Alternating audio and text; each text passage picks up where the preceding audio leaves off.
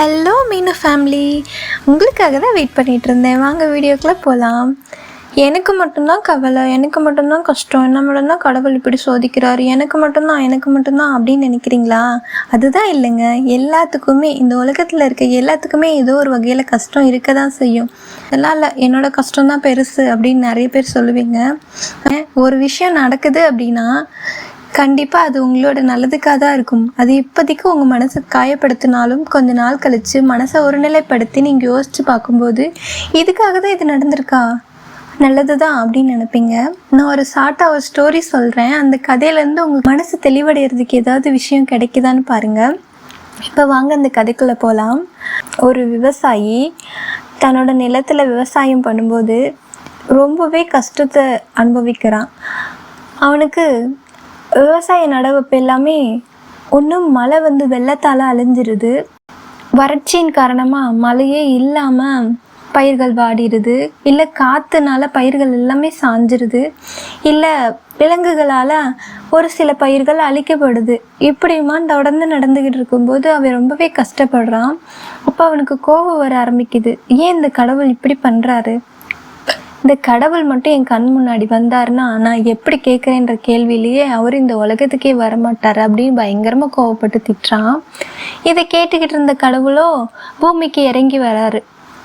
எதுக்காக மானிடா நீ என்னை திட்டிக்கிட்டு இருந்த அப்படின்னு கேட்கும்போது, உங்களுக்கு தான் இந்த உலகத்தை பார்த்துக்கவே தெரியலையே, பேசாமல் இந்த உலகத்தை என் கையில் கொடுத்துருங்க, நானே இந்த உலகத்தை பார்த்துக்கிறேன் அப்படின்னு சொல்கிறான். கடவுளோ அப்படியெல்லாம் உன்னை நம்பி உலகத்தை முழுசாக கொடுக்க முடியாது, இப்போ உனக்கு என்ன, என்னால் தான் உனக்கு பிரச்சனை ஏற்படுதுன்னு நினைக்கிற அப்படிதானே? சரி, உன்னோட 1 ஏக்கர் நிலத்துல நீ விவசாயம் பண்ணு. நீ எப்போல்லாம் நினைக்கிறியோ அப்போல்லாம் மழை பெய்யும், எப்போல்லாம் நினைக்கிறியோ அப்போ வெயில் அடிக்கும், நீ நினைக்கும் போது நினைக்கிற விஷயம் நடக்கும், மற்ற பயிர்கள் எல்லாத்தையும் நான் பார்த்துக்கிறேன் அப்படின்னு சொல்கிறாரு.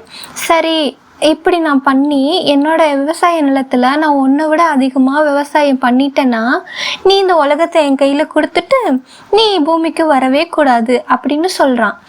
கடவுளும் சிரிச்சுக்கிட்டே, சரிப்பா நீ சொன்னால் சரிதான், நீ மட்டும் பயிர் அதிகமாக விளைய வச்சிட்டேன்னா நீ சொல்கிற மாதிரி நானும் கேட்டுக்கிறேன் அப்படின்னு சொல்கிறாரு. இப்போ என்ன நடக்குதுன்னா 2 பேருமே தன்னோட நிலங்களில் விவசாயம் பண்ண ஆரம்பிக்கிறாங்க. அந்த விவசாயம் தனக்கு கொடுக்கப்பட்ட அந்த 1 ஏக்கர் நிலத்தில் விதைகளை போட ஆரம்பிக்கிறான். நல்ல ஆரோக்கியமான விதைகளை வாங்கிட்டு விளைவிக்கிறான். இப்போதைக்கு மழை பெய்யணும் அப்படிங்கிறான். கொஞ்சமாக மழை பெய்யுது, அந்த விதைகள் நனையிற அளவுக்கு. நியதி போல் எப்பவும் போல் மழை பெய்யுது அந்த மற்ற காடுகளில். அதே போல் கொஞ்சம் பயிர் விளைஞ்சதுக்கப்புறம் இப்போ கொஞ்சமாக வெயில் அடிக்கணும், சூரிய ஒளி படணும் அப்படின்னு சொல்கிறான். அதே மாதிரி இவனோட இடத்துல மட்டும் சூரிய ஒளி படுது, மற்ற நிலங்களில் எப்பவும் போல் நடக்குது. இப்படிமா கொஞ்சம் பயிர் வளர ஆரம்பிக்குது. இப்போதைக்கு கொஞ்சமாக காற்று, கொஞ்சமாக மழை, கொஞ்சமாக வெயில் அப்படின்னு அவன் என்னென்ன நினைக்கிறானோ அது எல்லாத்தையுமே அந்த பயிர் மேலே திணிக்க ஆரம்பிக்கிறான். இது கொஞ்ச நாளடைவில் பயிர்கள் நல்லா அறுவடைக்கு தயாரான நிலைமையிலே வந்துருச்சு. இன்னும் ஒரு 2 நாட்களில் அறுவடைக்கு தயாராக இருக்குது பயிர்கள். இப்போ இவனுக்கு ரொம்பவே சந்தோஷம். ஏன்னா பக்கத்தில் இருந்த இடத்துல இருந்ததுலாம் பாதி காற்றுலையும் பாதி வெள்ளத்துலேயும் பாதி எலிகளாலேயும் சேதமடைஞ்சு இருக்குது. மிச்சம் பயிர்கள் தான் இருக்குது. இதை வச்சு கடவுள் நம்மளை ஜெயிக்க முடியுமா? நம்ம பயிர்கள் எந்த சேதமும் இல்லாமல் அழகாக நல்லா இருக்கே அப்படின்னு சொல்கிறான். நினச்சிட்டு ரொம்பவே பூரிப்படைகிறான். இப்போ என்ன நடக்குதுன்னா அவனோட பயிர்களில் ஒரு நெல்மணியை பறித்து கையில் கசக்கி பார்க்குறான். அதுக்குள்ளேயோ வெறும் பொக்கு தான் இருக்குது, அரிசி மணி இல்லை. என்னடா அது, சரி ஒரு அரிசி தான் அப்படி போல அப்படின்ட்டு அந்த அவனோட வயல்வெளியில் இருந்த ஏறக்குறைய நிறைய நெல்மணிகளை அவன் அந்த நெல்மணிகளை கையில் கசக்கி பார்க்கும்போது வெறும் பொக்கு தான் இருக்குது. இவனுக்கு ஒரே கோபம், கடவுள் தான் ஏதோ பண்ணிட்டாரு அப்படின்னு மறுபடியும் கோபமாக கடவுளே முன்னாடி வாங்க அப்படின்னு கூப்பிடுறான். கடவுளும் மறுபடியும் வராரு. என்னாச்சுப்பா இப்போ அப்படின்னு கேட்குறாரு. நீ ஏதோ மாய மந்திரம் பண்ணிட்ட, என்னோட வயல்வெளியில் ஒரு நெல்லில் கூட அரிசி இல்லை, அப்போ நீ என்னமோ பண்ணிட்ட அப்படின்னு சொல்கிறான். கடவுளோ, நான் அப்படிலாம் எதுவும் பண்ணலப்பா, நீ அதனை விளைவிச்ச, சரி பக்கத்தில் இருக்க நான் விளைவிச்ச நெல் இருக்குல்ல அதை போய் நீ கசக்கி பாருன்னு சொல்கிறாரு.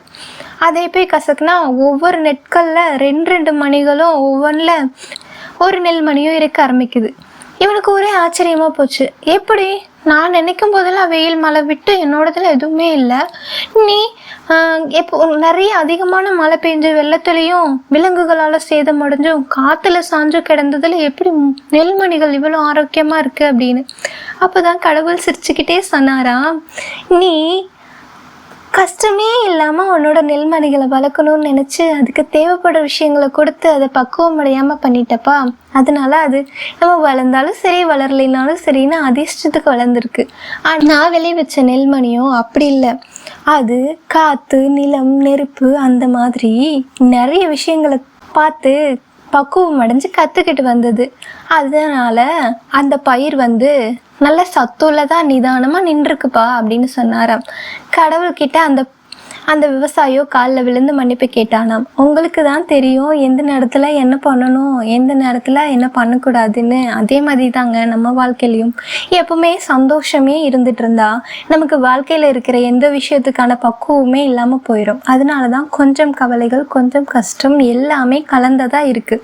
இப்படியே நம்ம வாழ்க்கை கஷ்டத்துலேயே போனால் எப்போ தான் சந்தோஷம் அப்படின்னு நினைக்கிறீங்களா? கண்டிப்பாக கஷ்டப்பட்டவங்க கஷ்டப்பட்டுட்டே இருக்க மாட்டாங்க. என்னைக்காவது ஒரு நாள் நீங்கள் முன்னேறி அந்த நெல்மணி மாதிரி நிற்பீங்க. மோட்டிவேஷ்னல் ஸ்டோரி உங்களுக்கு பிடிச்சிருந்துச்சுன்னா நம்ம சேனலை சப்போர்ட் பண்ணுற விதமாக சப்ஸ்கிரைப் பண்ணுங்கள். இன்னும் இதே மாதிரி ஒரு நல்ல ஸ்டோரியோட நல்ல பதிவோடு உங்களை நாளைக்கு பார்க்குறா. பாய்.